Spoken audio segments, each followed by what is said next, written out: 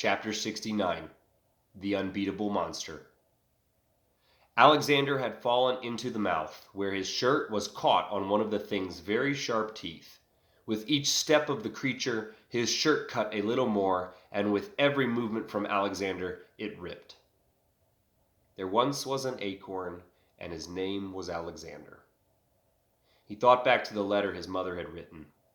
Even though she had been a very ordinary woman, he remembered her to be extraordinary. She could cook and clean and sing, and sometimes she danced all at the same time. She wiped his chin and showed him how to sew patches on his clothes and choose the ripest fruit. We are people. We have hearts that hurt and no bark to protect them. I wish I could protect you forever, he said quietly, staring into the creature's void. And you have grown the same. He, who was Alexander, had seen the black stone set in the king's crown. He had seen the gem carver's journal and the diagram of the portal to the shadow world. And now he was staring at that portal, and his suspicions about the unbeatable monster were confirmed. The shadow world was death. Nothing can beat death. And that is how I know you will survive this. He uncorked the potion that could send him to the shadow world. Maybe it would kill him, or maybe there really was another world where Pimples and the wizard and his parents were waiting. Maybe it would send him there, and he wouldn't have to worry about the king or the courtyard or the stones ever again. He thought about Candide lying on the ground and refusing to get up.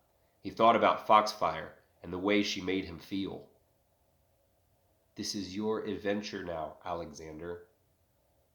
He closed his eyes and dumped the potion before he could change his mind again. And this time, when his shirt gave up, he fell the whole way down. Chapter 70. They face the king again. Candide was holding onto Piggles as tightly as he could so the little guy couldn't run off again. In his fear and anger, he hadn't noticed Alexander being eaten by the unbeatable monster. He also hadn't noticed that the fox found the yellow stone.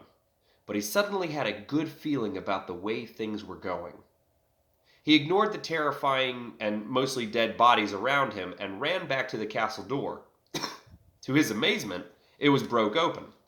The metal lock was smashed to pieces on the ground, and the wooden bodies were swung completely in. He stepped over the threshold and called out for his friends. He wondered why they had left him, but he could understand why. He had just run towards the unbeatable monster after all. The castle was huge, and he looked around for any sign that could help him find the others. The paintings were almost all Italian celebrities, and by that I mean other kings and knights and queens and people of power. And the rugs were pretty cool. He felt a tug in his gut. And since his gut was so great, meaning fat, the tug was hard to resist. It led him towards a stairway that led to the second floor. After looking around, he carefully cradled the piglet in one arm and leaned against the railing with his other side. And the green stone glowed. The green stone had something to do with intuition, or maybe luck. I don't know the difference. So Candide was guided by his great gut to the top of the stairs, and he found himself on the second floor of the castle. After wandering a short distance, he found the balcony on which they had lost the sword and the staff. Despite the wonderful feeling he was soaking in from the stone, something felt off about the courtyard. Something was missing. He hurried back to the next staircase landing and made his way towards the top. About halfway up, he heard an excited yip from a fox just above on the next stairwell. "Foxfire," he called out, using the only name he knew her by. "Foxfire, wait up for me." And then he put a little more hustle in his muscle. With his muscles hustled, Candide found himself on the last staircase leading to the last balcony. Without knowing that it was the power of the green stone which had brought him so much good luck, he put the piglet on the ground and told it, "Don't go anywhere." It didn't matter anyway. His luck had run out. And if it hadn't, the purple stone would have taken it anyway. At the top of the stairs, the king was using the levitation stone to hold Foxfire and Trix over the balcony. He was in a tricky situation because he wanted the yellow stone in Trix's mouth, but he couldn't reach through the yellow aura to get it. If he used the purple stone's negating power, they would no longer be under the levitation spell and could put up a struggle when he tried to grab the stone. Being the most powerful thing in all of Italy was such a challenging career. Foxfire knew this too, and she was hoping that he would make the mistake of letting them go. She didn't have a sword, or even a scalpel, but all she needed was to touch the staff, and then she would be safe. Unless he stabbed her with a sword. But once Candide climbed the last step and called out to get the king's attention, her chance was ruined.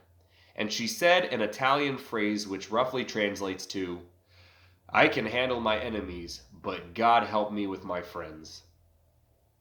And then Candide was also floating over the edge of the balcony.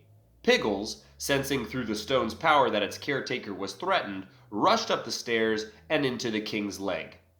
The king was so happy. "Look at this," he said, as he placed the sword on the ground and began unwrapping the pig's scarf. "The stone which either has to do with intuition or luck. How fortunate!" And then he laughed at his own joke. Once he had the green stone in his hand, he slipped it into the sword's hilt.